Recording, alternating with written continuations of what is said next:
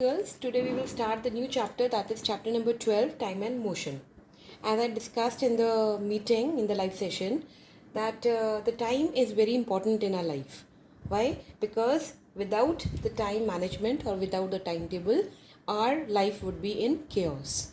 We wake up at a particular time, we get dressed up at a particular time, then we get ready for the school for a particular time, we come back, then we eat food, we go for tuitions or whatever, we study at a particular time. Had there been no timetable, we would have been in chaos.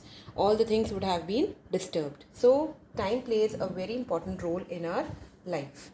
Now, how to measure the time? Nowadays, we have various clocks, digital clocks, then we have atomic clocks, then we have thermal clocks, thermal watches. There are various devices to measure the time. There are various kinds of clocks, various kinds of watches to measure the time. But earlier, we did not have any such device. People used to see the stars, people used to see the moon, people used to see the sun, and then they used to calculate the time. But that was all based on approximation. Now, what they used to do in the ancient times, the time interval between the one sunrise to the next sunrise was considered as day. Still now we consider it as a day only, but we have a very accurate measurement of time that okay, the sunrise will be at 5 o'clock and the second sunrise will be around 5:15. So that particular time will be considered as one day. Then the time interval between one sunset to just next sunrise was considered as night only. Now also we consider the same thing, but again with a more accuracy. Now they used to consider the time interval between one new moon till the next as a month. Till now we also consider that as the same thing. Between the one full moon, new moon is a full moon, okay, to the another full moon in the which comes in the another month, we consider that as a month.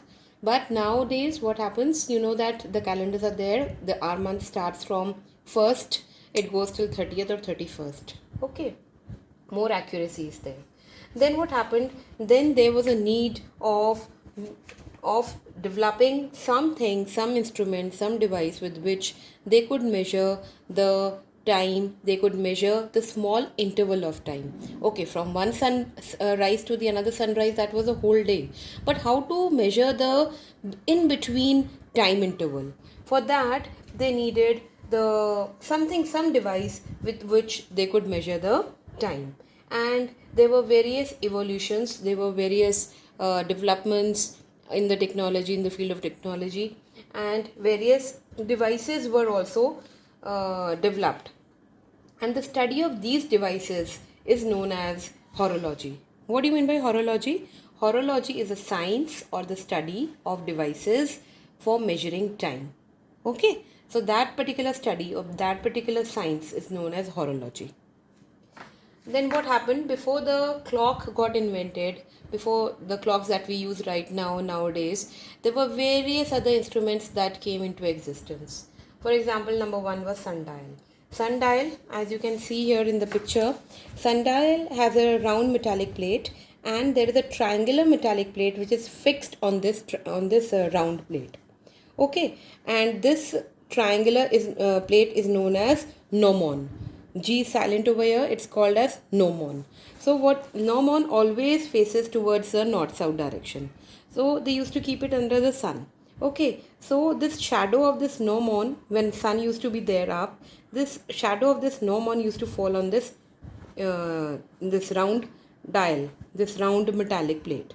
And wherever the shadow fell here, they used to calculate the time according to that. Suppose this shadow came here, so they knew it, okay, now it is maybe it is just near the afternoon time, or whatever the calculations they had, it was dependent upon where this shadow fell.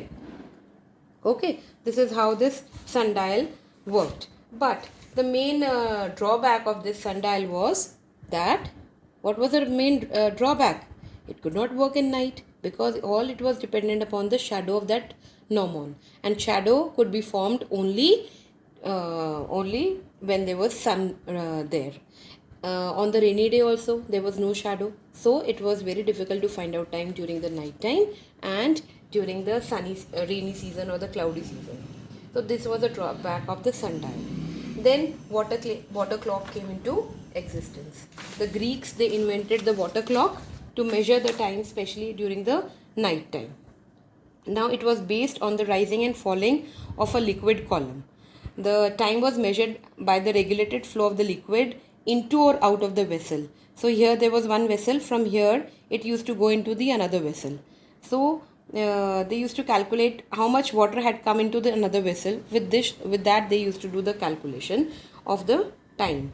But then again it has a drawback, that it needed a very regular monitoring on the rate of flow of the water, because the rate of the flow of the water could vary according to the temperature also. Suppose the temperature outside was very very cold, so what would happen, the liquid would become a little frozen, it will not drop down with more flow.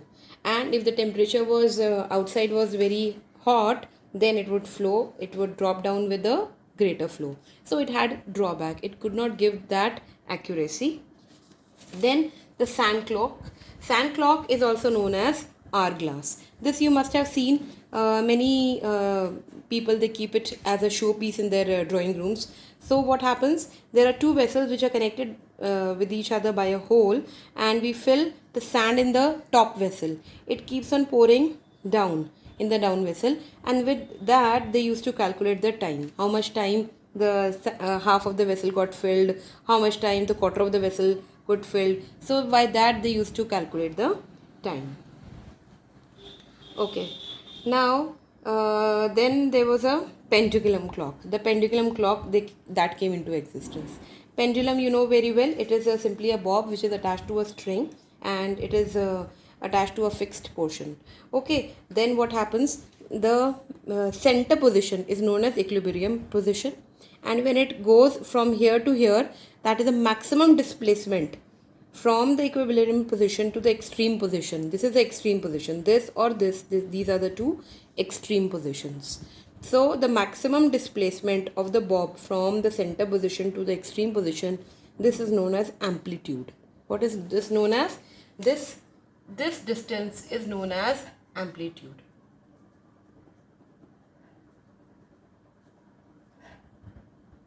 Amplitude. Okay, and what happens then, what is one oscillation? From the center, we will take the bob here and we will just leave it. So it will go back to here, it will go till here and then come back to its mean position, right? So this particular distance is known as one oscillation, where from mean position it is going to the extreme, from one extreme it is going back to the another extreme, and from that extreme it is coming back to the mean position, the central position. That is known as one oscillation, and the time taken to complete that one oscillation is known as time period. Is that clear? So three terms are there. First is the amplitude. Amplitude is the maximum displacement, the maximum distance covered by a bob from the mean position to the extreme position. That is amplitude. Then we have oscillation. Oscillation is a to and fro movement from the mean to the extreme, from the extreme back to another extreme, and from there back to the mean. That is one oscillation. And the time taken to complete one oscillation is known as time period. Okay, so these were the different clocks. Then the quartz clock came into existence. With the invention of the quartz crystal in 1921 and the quartz clock in 1927, timekeeping accuracy was highly improved, and they replaced the pendulum clocks. Okay, now what was happening in the pendulum clock? There was one thing. Now this displacement, the time period taken for the bob to cover one oscillation, it was affected not by the mass. Mass could be heavy or could be light of the bob. It did not affect the time period. What affected? The length of the string. If the length of the string would be longer, then it will take more time to complete one oscillation. And if this length of the string was shorter, then it would take very less time to complete the time interval. The time period of a simple pendulum varies with the length of the thread. Okay, it depended upon the length of the thread also. So it was also not giving any accurate measurement of the time. But with the invention of the quartz clock, the accuracy was highly improved in this one. Okay, and then there is an atomic clock also. Atomic clock is a device that uses the electronic transition frequency in the ultraviolet region of the electromagnetic spectrum of atoms. It is all dependent upon the atoms. This is something which you will know in the higher classes, but simply now you have to understand that quartz clock and the atomic clock, they improve the accuracy of the timing. Now after that, girls, we come to the units of time. Okay, what are the units of time? You know that the units of time can be second, it can be minute, it can be hour, it can be 1 week, it can be day, it can be week, it can be 1 year, okay, and so on. So what we will study here now, 1 week is equal to 7 days, or 7 days is equal to 1 week, you know that. Okay, let's start with the first this.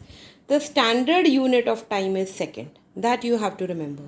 We measure time in seconds, in minutes, in hours, in days, whatever. But the standard international unit of time is second. This you have to remember this. Okay. 1 day is equal to 24 hours. Okay. I can ask anything from here. 1 hour is equal to 60 minutes and 1 minute is equal to 60 seconds. 7 days they make a week. 4 weeks they make a month. In a month 4 weeks are there. 12 months they make a year, 1 year. And 10 years they make a decade. Important things, you have to learn this. And 10 decades they make 1 millennium. Right? So that you will learn. And this bookwork, revise and recall, I will send it through the image. The rest part of this chapter we will do in the next session.